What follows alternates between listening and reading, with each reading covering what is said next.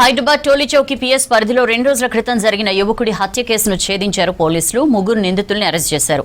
పరారీలో ఉన్న మరో నిందితుడి కోసం గాలింపు చర్యలు చేపట్టారు. టోలీచౌకీకి చెందిన షేక్ బిలాల్ తన భార్యపై తప్పుడు పుకార్లు ప్రచారం చేస్తున్నాడనే కోపంతో ఆటో డ్రైవర్ మహమ్మద్ ఇర్ఫాన్ ను హత్య చేసినట్లు తెలిపారు పోలీసులు.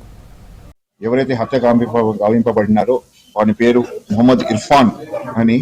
ఇర్ఫాన్ తర్వాత బిలాల్ అనేవాడు ఇర్ఫాన్ ని ఒక చాకుతో పొడిచాడు చెస్ట్ మీద. ఇమీడియట్లీ ఆలీ హాస్పిటల్ పోయిన తర్వాత డాక్టర్స్ బ్రాడ్ డెడ్ అని డిక్లేర్ చేయడం జరిగింది. ఈ కేసులో భాగంగా మన టోలీచౌకి పోలీస్ స్టేషన్ స్టాఫ్ చాలా బాగా పనిచేశారు. ఈ హత్యకి మోటివ్ ఏమంటే, ఈ ఎవరైతే హత్య గావించబడిన మొహమ్మద్ ఇర్ఫాన్ ఉన్నాడో వాళ్ళ బ్రదర్ అదనాన్ ఈ ఎవరైతే హత్య చేసిండో బిలాల్ వాళ్ళ మిసెస్ వేరే వాళ్ళతో తిరుగుతుంది అని ఒక చిన్న మెసేజ్ స్ప్రెడ్ చేయడం జరిగింది. ఆ బిలాల్ ఆ మెసేజ్ తెలిసిన తర్వాత ఇది ఎవరితో పోయింది, ఎందుకు ఇలాగా తప్పుడు ప్రచారం చేస్తున్నాడని అదనాన్ ఇంటికి పోవడం జరిగింది. అదనాన్ ఆ సమయంలో లేడు.